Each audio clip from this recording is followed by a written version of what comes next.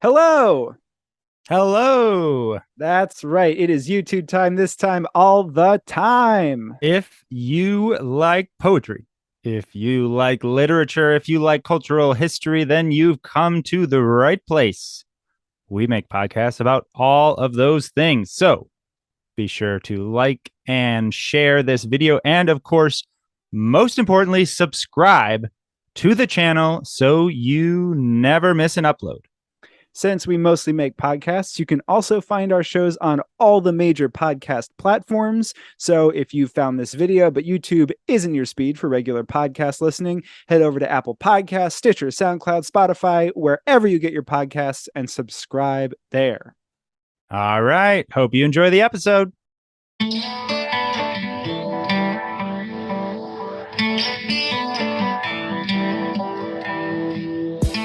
Hello and welcome to Close Talking, the world's most popular poetry analysis podcast from Cardboard Box Productions Incorporated. I am co-host Jack Rossiter Munley. And I am your other co-host, Connor McNamara Stratton. And together we read a poem, talk about the poem, and read the poem again. Before we get into today's selection, a quick note that if you like what we do here at Close Talking and have a spare moment, it would mean the world to us if you drop a rating and review on Apple Podcasts or wherever you get your podcasts. Those reviews help boost us up the algorithm and are a great way for us to find new listeners. If you want to get in touch with us, you can find us on so many different social medias.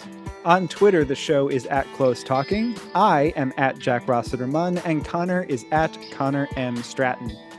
On Instagram, the show is at Close Talking Poetry. And on Facebook, it's facebook.com/Close Talking. We also have a whole website just for the podcast. It is closetalking.com, where you can find all the past episodes of the show. And Cardboard Box Productions has a newsletter, Unboxed. So if you go to cardboardboxproductionsinc.com, you can subscribe for more behind-the-scenes stuff on Close Talking and on all the literary and cultural history podcasts that Cardboard Box Productions makes. All right, on with the show. Hello, and welcome to this all-new episode of Close Talking. I am your co-host, Jack Rossiter Munley. And I'm your other co-host, Connor McNamara Stratton. And we are here today to talk about a poem. We will read the poem, talk about it, and read the poem again, discussing in depth, looking at all the different intricacies that make that little Swiss watch of a written work tick. Yep, that's one way to do it. That's one way to put it. Yeah, perhaps unfair, because poems are meant to just be experienced. They're not machines that keep exact time. They're wild. And William Carlos Williams did say that poems were machines with words. Before we get into the poem, a quick reminder that it means the world to us when we get ratings and reviews over on the iTunes Store and in Apple Podcasts, which is another name for the iTunes Store now. You can hop over there. It's the best way to help us find new listeners because it bumps us up the algorithms. And yeah, we love getting new ratings and reviews. We've been getting a couple, and we like it. It's cool. It's the best. It is the best. It actually is the best because it's nice. Also, I've heard a few people have had trouble figuring out how to write reviews. But if you have trouble, let us know. We can figure it out. Apple Podcasts can often be very annoying. And, Macs are often known for their virtuosic accessibility, but not always, and not in this way. And we here at Close Talking understand that things can be very annoying, but we're here for the review and to help you write one. We got you covered. We have a great poem for you today. It is called My Grandmother's House by... Well, the author goes by a few different names. The name under which she did a lot of her writing was her married name, Kamala Das. In 1999, she converted to Islam and thereafter was known as Kamala Surayya, but also wrote a lot under the pen name Madhavakutty. So a lot of different names for one very cool woman. Yeah, she was born in Kerala, which is a state in India. It's sort of south southern India. But then she also lived growing up in Calcutta, which is in northeast India. And I think she grew up Hindu, but then when she converted to Islam later. Yeah, and she was 65 when she converted. And subsequently, 10 years later, in 2009, she passed away at the age of 75. And she it seemed like she got going in her writing career. I mean, I think it seemed like she wrote for, a young, early age, but one of her big books, I think, was called My Story, which was it was ostensibly an autobiography, but it seemed like there was a loose memoir, maybe would be now what we would call it. There was some fictionalized aspects to it, but that was in, I think, 1975 or something that it came out. And yeah, she was just a very prominent feminist voice in the Indian literary scene, even though she did not use the term feminist for herself, apparently. But she was kind of known for being writing openly about women's sexuality and women's desires in ways that, were often considered taboo. It's true. And she did that writing in a lot of different forms, which is cool. So you were mentioning the work that got her a lot of early notoriety was this kind of loose memoir, at the time marketed as an autobiography with some liberties taken, but she also was known for writing essays and novels. She wrote a lot of poems, and she also had a syndicated column for a while. So she was kind of a prominent, almost like a public intellectual type figure, I would say. And her notoriety, I think, has only grown over time. On February 1st, 2018, she had a Google Doodle. Oh, yeah. This poem, My Grandmother's House, comes from, I think, actually her first book of any genre, Summer in Calcutta, collection of poetry, which came out in 1965. Yes, indeed.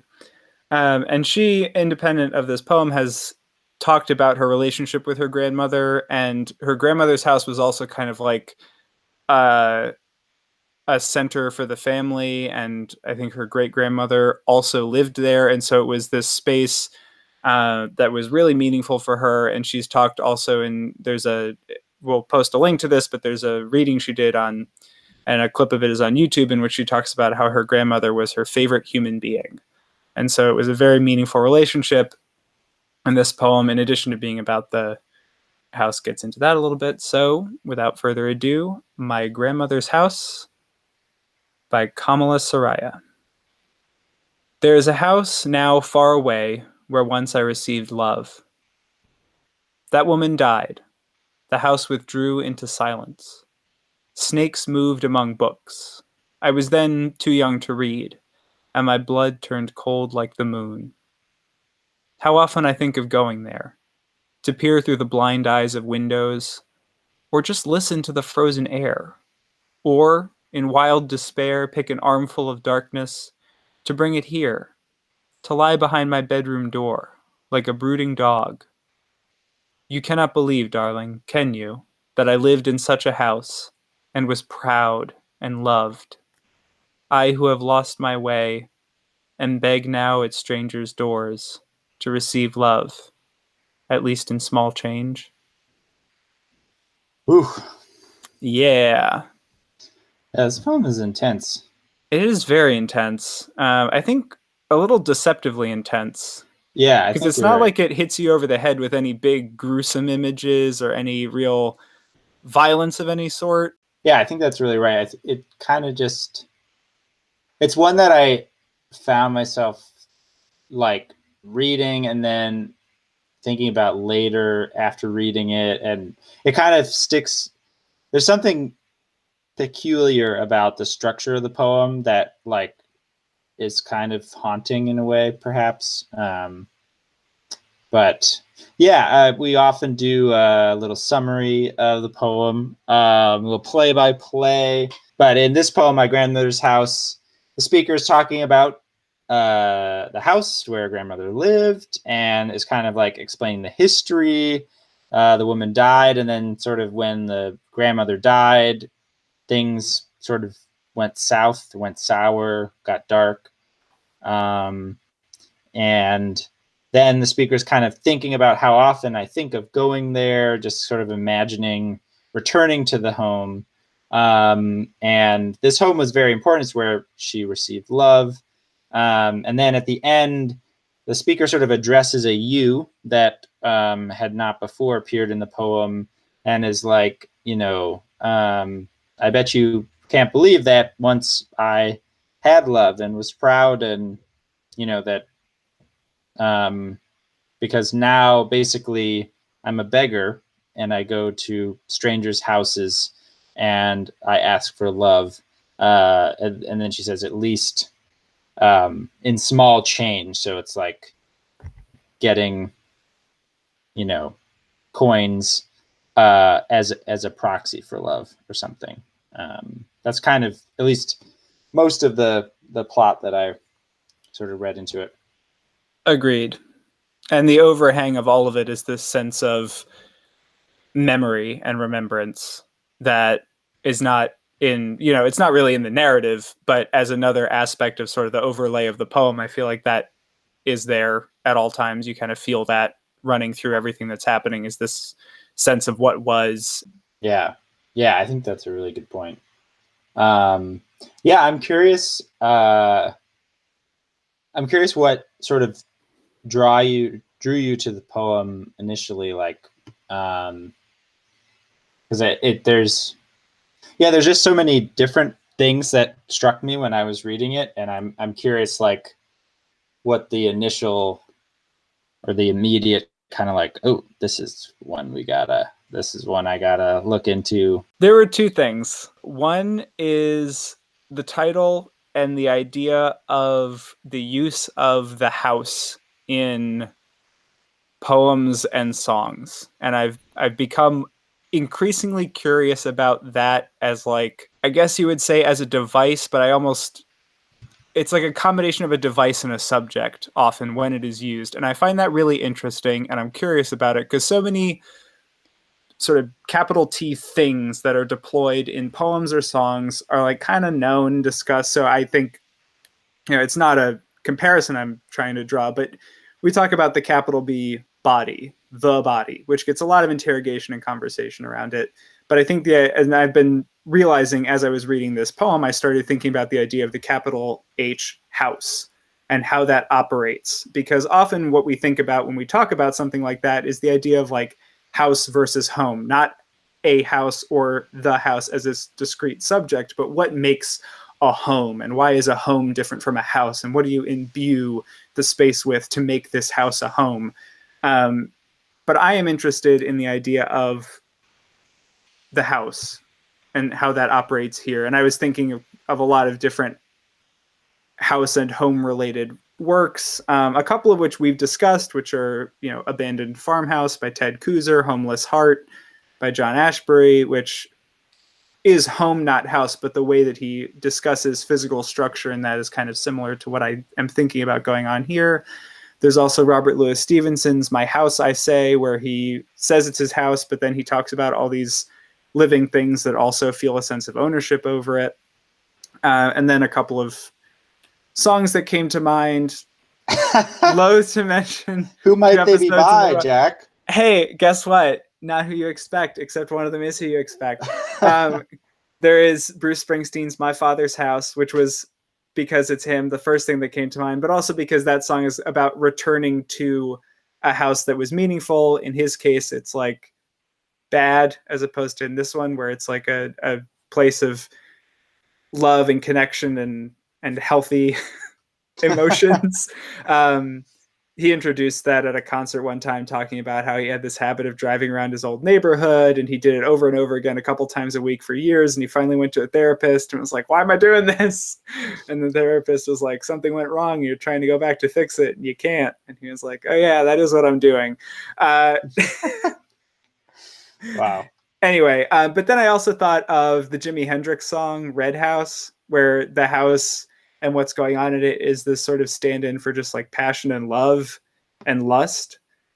Also an excuse for him to go ham on a guitar for like 15 minutes in live shows. So that's always good. But just like that, Jimi Hendrix also got me thinking about just how broad the idea of what the house can hold is. And I'm interested in how that kind of house structure is operating in this poem. And then there was also the specific passage in the poem that's the other reason that I really wanted to talk about it, where it says, or in wild despair, pick an armful of darkness to bring it here to lie behind my bedroom door like a brooding dog. And that was just, there's a lot of really cool images and ideas going on in the poem, but that leapt out to me so much. I was just like, we got to talk about this. But we can get that into that in a minute. I don't know what your thoughts are about houses and a house and how that's working in this poem, but I've gotten a little bit hung up on that idea. Yeah, no, that's really interesting. Just to add some more references to the old toolkit, there's a great Gwendolyn Brooks poem called "My Grandmother is Waiting for Me to Come Home," and it's also about grandmothers. So, but that one is like sort of describing it's interesting because the poem sort of describes the house and the grandmother like as not the same thing, but like linked sort of inextricably. And it's just a really positive, just like, yeah, the end of it is, she is warm, wide, and long. She laughs and she lingers. Which I love. It's sort of actually an interesting counterpoint because in this poem by Kamala Surayya, the house is gone and is in the past tense, or the house is there but no longer what it was, because the grandmother's gone. And in the Brooks, everything's in the present tense and is lingering, and there's this kind of sense of eternal home there. It also reminds me of, this is like quite different, but there's like a subgenre of novel called like the big house novels, which is like mostly Irish literature, which is kind of like 18th century, 19th century, where there's like a big house in Ireland where there's a kind of often a decaying like aristocracy, and they're surrounded by peasants and stuff, but the novels often revolve around this huge house and everything that goes on there, and the house sort of stands in as like a metaphor for whatever. There's Elizabeth Bowen is a great Irish novelist from around that time, and she has one called, it's The Last September, which is a big house novel. Anyway, yeah, and also it makes sense that houses are recurring, but houses are the subject of horror movies, and they hold so much in so many different ways. And the depiction of the house in this poem is really interesting to me. After the woman died, the house withdrew into silence, which is so interesting and kind of like it personifies the house as sort of something that was once talking or making noise at some point, and then is, you get that it perfectly sums up how it's like the grandmother gave life to the house, but the house is like the important site of love, I guess. They're like related to each other, but different in important ways. And yeah, then it's so interesting. Just the house withdrew into silence. Snakes moved among books. I was then too young to read, and my blood turned cold like the moon. so bizarre. It's such a fast turn because it Yeah. goes from something that, as you were saying, like, okay, the house recedes, the love is not there anymore. That's kind of a standard Yeah. idea or image. It also ties into, like, if you're talking about house versus home and how do you make a house a home, it becomes a home. But it's not about the time that the grandmother was there when it was her place. It's my grandmother's house, the physical structure. And all of a sudden that structure just becomes filled with these like creepy images, and the speaker suddenly is like frozen in space like the moon. It's like it gets so dark and creepy so fast. Yeah, and it's interesting the snakes moved among books, but she was too young to read. So it's like the books. I guess it's like, because I was just curious to mention that she was too young to read, I guess, when this was happening. I mean, partly it gives us information about when this happened in the speaker's life, that this was, she died when the speaker was quite young. But it like makes it like the books are, it's interesting. Yeah. Now that you're talking about house versus home, there's the object and then the what's in the object or what the object represents. And like the fact that she's too young to read is the books are not things with stories and texts or like places you can go in your imagination or whatever. It's a physical object that snakes are like moving around. Because she couldn't read, they're suddenly quite haunting, or scary or creepy or whatever. And then I didn't know how much to read into this, but when her blood turns cold, I just was thinking about snakes being cold-blooded animals. And I don't know if that's a direct, she's not saying she's becoming a snake, but she underwent a kind of chilling metamorphosis when the grandmother passed away, that was like she was like shocked into by what the house suddenly became. And I think that's an intentional connection that's being made between her and the snake, because if you think about it, after that emotional shock, you sort of build a little bit of emotional armor to the world, the way that perhaps a scaled snake has a harder exterior.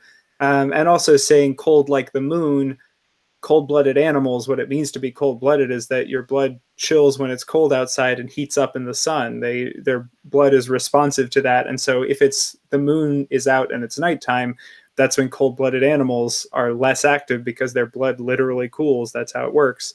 And so I think there is a lot going on there that connects her with the snake. Yeah, that makes a lot of sense. Yeah, and it's interesting now, there's kind of like three houses-ish in the poem, or like spaces like that, where there's the grandmother's house, then it's implied, but when she says that great line, pick an armful of darkness to bring it here to lie behind my bedroom door like a brooding dog. The bedroom door, we have where the speaker is residing now, right? And then there's the end of the poem, which is I who have lost my way and beg now at strangers' doors to receive love, at least in small change. So then there's the kind of houses of strangers that the speaker is going to. Yeah, I don't know quite what to make of it, but I will say one thing with that line that stuck out to you, which is so, I mean, just by itself is amazing, because I love thinking about just getting a little bit of darkness and like picking it up and getting an armful. Like, it's such a great amount of darkness to get, is like you gotta like a bushel or something, a bushel of darkness that you're carrying, in your arm, and then transporting that into where she lives now, where it's just going to be like a brooding dog, which is also it's like so many figurative leaps. But it's weird because it's like the darkness is coming from the old house, and that she's doing it in wild despair, but it's still like she wants the darkness with her.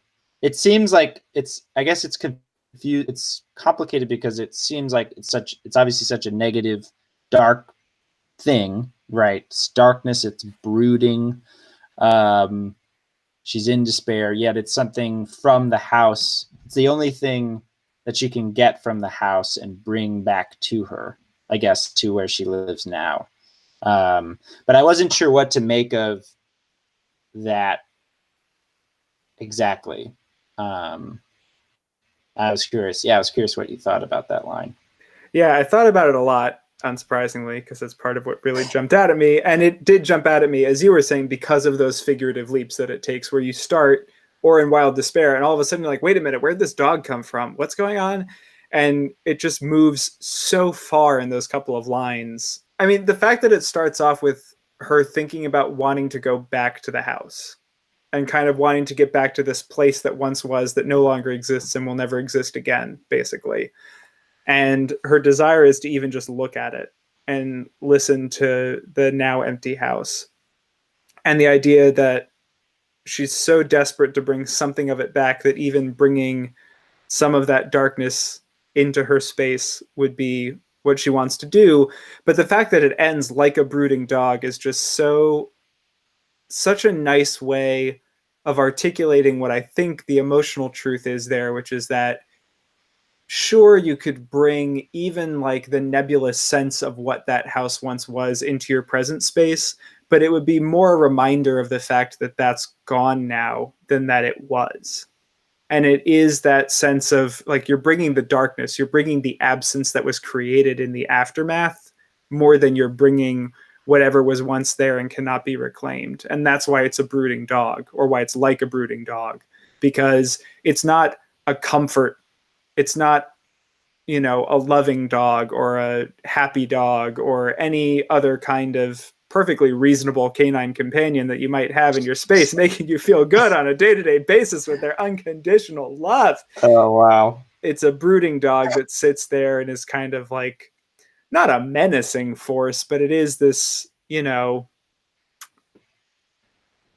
for lack of a better term, just dark presence kind of there. And it's like, it's not what you think it will be. It's not what you thought it once was. And it's this, because that is sort of the end point of the middle part of the poem before the transition towards the end where the you is addressed. It's kind of putting a button on the idea that like this house and what was once in it is definitively gone. Yeah. Yeah, that makes a lot of sense. Yeah, it's like a kind of, I feel like we've used this term a lot, but it's a present absence kind of thing where it's more of a ghost or a haunting, not like a nice keepsake kind of thing. No, because it's immediately followed by, you cannot believe, darling, can you, that I lived in such a house and was proud and loved. That such a house is almost referencing the power of the absence more so than the house itself. It's saying, you can't believe I lived in a place that was so incredible that the fact it was gone was so big. Yeah, that's really interesting. Yeah, which it kind of starts getting at, because yeah, that last part of the poem, there's a lot of questions that I have, but it's structured so, I guess like the thing that sticks out to me is the structure of the poem is so interesting, because it's like we don't know, by the end of the poem, we know that the speaker is in a kind of, at the very least, emotionally impoverished place. Seems also somehow like literally impoverished, and is, begging for coins, and, is in a bad place. But we don't have any sense of the speaker's present condition is entirely delayed until the end of the poem. And so we're kind of, we start with this memory that takes up most of the poem. Yeah, for some reason that interests me, because I could see a version of the poem where you sort of begin with the speaker's present, and then they kind of slowly remember the house that they once had or something. And to kind of front load the house, I don't know. I guess I don't really know what to say about it, except that I was intrigued by the way that the information was laid out to the reader.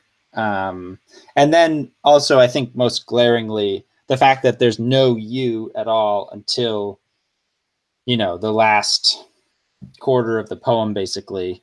And it's like, who is the you? Is that like a kid of the speakers, or a loved one, like a spouse or something? Then you kind of, when you put the you into it, it's like the stakes of the previous part of the poem suddenly feel much different and more intense, where like it's not just the speaker by themselves sort of remembering the house that was wonderful, the grandmother that was wonderful, and how things changed. It's like I could just, and then this is total reading into nothing, but I just imagine the person being like, man, this person that I love, who loves me, pities me, or feels like I'm like hollow, or like I'm in this such sad state. And it wasn't always like this. And I need to account for that, I guess, to this person, which even makes it just more sad, I guess, because there's no hope. Like, it's just so it's the loss of the grandmother is so total, and like the fact that the most the speaker can do is just explain how she got to this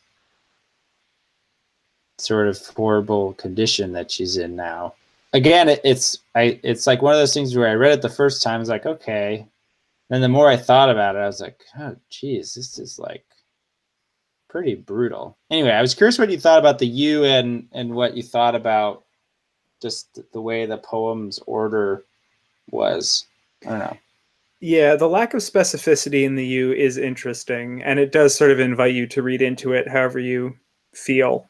My own take on it, it felt to me like it was a female child. And I think the reason I went there is because the poem opens and ends with like, where and how do you receive love? And so it just opens up with, there is a house now far away where once I received love. And it ends with, I who have lost my way and beg now at strangers' doors to receive love, at least in small change. And it felt to me like this house that was the grandmother's house was this center of strong, empowering female love. And by the end, I don't know if there's necessarily literal impoverishment, even though there's the small change reference made and begging at strangers' doors. That felt to me more like there was once this place in my life where the women in my family were strong and centered, and I was, brought up feeling that. And then at the end, it's almost like that house is gone now. They have died. I've moved out into the world, and the world is a place where I have to constantly seek from strangers one modicum of the love that I once received without thought in that place. And it felt to me like, you cannot believe, darling, can you, that I lived in such a house and was proud and loved, is sort of like, you see me fighting out here in this world, you experience this world out here, it must be hard for you to believe that there was a place in my life where none of that mattered, none of that existed, none of that could touch me. That was kind of where I went with it. I like that. That makes a lot of sense. And yeah, and the fact that there's a kind of like decentering, or like a lack of being grounded that happens, where suddenly now the love to receive is like dispersed among potentially anybody, but also like nobody really. And so it's this kind of knocking on every door to find something. Yeah, I think that makes a lot of sense. The word receive too is like such an interesting, to receive love. I mean, it's not like a crazy word to use. It's like not like strange on the face of it, but it just could have been like where I had love or where there was love like around me. But it's such a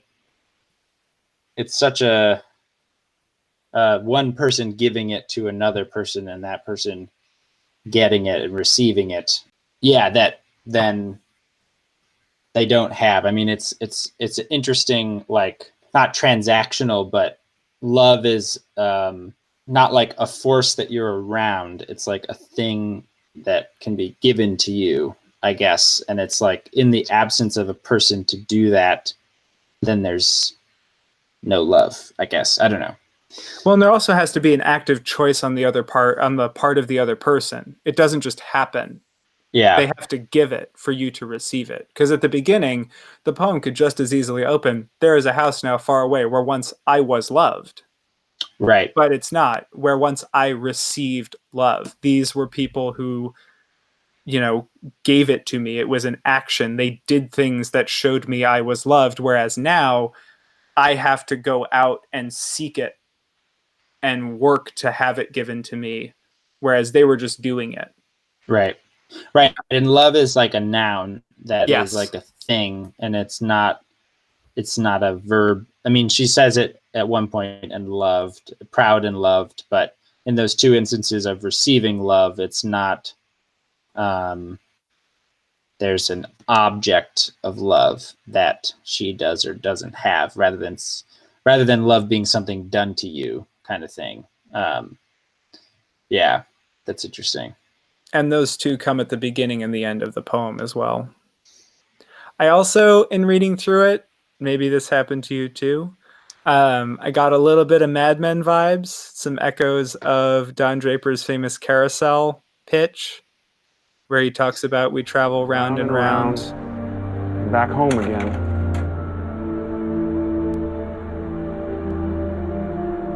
To a place where we know we are loved. While he cravenly shows images of the family he cheats on. Which is sort of like, I mean, that, like, there are thematic elements of that have nothing to do with this, but just that particular articulation of nostalgia and a certain kind of pain felt similar, and some of the language almost echoes it as well, I thought. Yeah, that's really interesting. I also really like similar to the darkness, the brooding dog darkness that sort of comes in the end, there's like three things to do at the old house. It's like peer through the blind eyes of windows, listen to the frozen air, or take an armful of darkness. Yeah, and the first two things are like they're limited actions in that the windows are blind, right? And you're looking through things that can't see. And also, I mean, it seems implied that you could look through the windows, but there's nothing there beyond that anymore because the house is not what it was. But then listening to the frozen air, it's like, okay, that's not going to be that noisy because it's frozen, I guess. So yeah, I don't know. There's the things that she thinks to do, even those are sort of doomed to failure, which I thought was interesting. It is interesting. And it gets back to that. I mean, there's just no way back to whatever was special there that the house contained. The house still exists as this almost like twisted monument to what once was. Because the blind eyes of windows, eyes are the windows to the soul, windows are the eyes of the house or whatever. Yeah. But like, you know, they used to be brightly lit eyes that had all of the life within, and now they're blind eyes. It just, at every turn, the house is cut off from what it once was, though the fact of its continued existence is also being forefronted. Because Yeah. it's her like walking up to and putting her hands on and looking through the physical structure into the inside of the house now that is just, you know, we're led to believe at least is probably barren. No one new has moved in. It's just this, you know, hulking structure. Even if it isn't physically large, it feels hulking because it just is built up to be so meaningful. Yeah, well, I guess there's an interesting way to read it, which maybe is not the way to read a poem, but my wife is in Sarita. She's in social work, so she's learning a lot about psychology and also family systems and stuff. And one thing that she's learning a lot about, which I have since learned by proxy, or at least a little bit of, is like the way, you know, I mean, the crude story is just the way that childhood things, you know, are deeply impactful on adults, their lives as adults, but in specific ways, trauma and childhood trauma, and you know, there's this thing called ACEs, or adverse child experiences, and it's kind of this study that there's, you know, so many things that can happen in childhood, you know, neglectful parents, experiencing homelessness, blah blah blah, and you know, if you catalog those things, it's like very closely correlated to a whole host of issues in adulthood, some of which maybe you'd expect that they're more like mental health, like depression or something like that, but are even also like diabetes or, you know, things that you wouldn't necessarily associate like a physical condition with, like a sort of social situation that happened to you as a kid. And also there's like sort of attachment trauma, is like a concept where people who have had parents who were either neglectful or abusive or in some kind of way, because the parent is like the first way a child knows how to form relationships, that the way that that relationship is as a kid is like deeply impactful of all future relationships and how the person will like approach them, I guess. And like there's just like, it's interesting, this poem seems to embody this kind of attachment trauma, one way you could read it, where the speaker had this really wonderful close relationship with her grandmother, and that was in this house, and when she died, she was kind of like, that relationship was severed suddenly, and she no longer had this centered relationship, and as a consequence, she's looking for love at strangers' doors. Like there's this kind of like, she,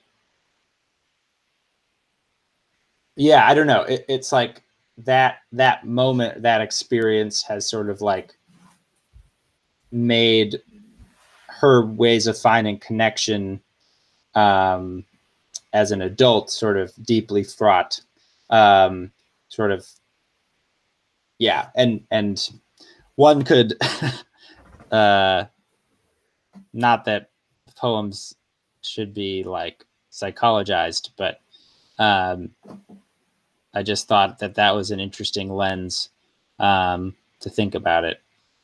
That is really interesting. And that also the house is also important because it's like, it's the place, it's the place that holds those formative relationships, I guess. And to kind of not have that anymore just like unmoors you, or, you know, even though she's at a place, like she has a bedroom door, you know, a new house in adulthood, it's like can't be a home in this because of like the way that this grandmother's house had been, like, you know, irrevocably sort of ruined by the death of the grandmother, I guess. I don't know. Totally. That's fascinating. Yeah. I mean, as you said, poems don't need to be psychologized, but it can sometimes add an extra layer of possible meaning or just another way of looking at some of the stuff in the poem. I think that's really interesting. I'm very into it. I think this poem just has so much going on in it on every level. Yeah, I know, it really does. Should we read it again? I think we should. My Grandmother's House by Kamala Surayya. There's a house now far away where once I received love. That woman died. The house withdrew into silence. Snakes moved among books I was then too young to read, and my blood turned cold like the moon. How often I think of going there, to peer through blind eyes of windows, or just listen to the frozen air. Or, in wild despair, pick an armful of darkness, to bring it here, to lie behind my bedroom door like a brooding dog. You cannot believe, darling, can you, that I lived in such a house, and was proud and loved. I who have lost my way, and beg now at strangers' doors, to receive love, at least in small change.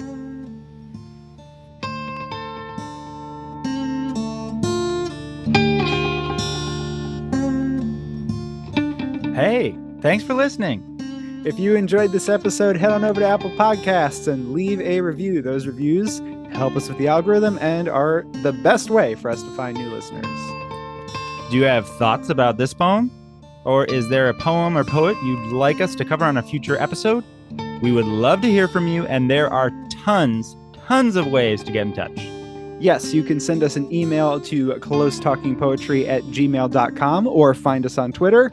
I'm at Jack Rossiter Munn, Connor is at Connor M. Stratton, and the show is at Close Talking. On Instagram, we are at Close Talking Poetry, and we are on Facebook at facebook.com/closetalking.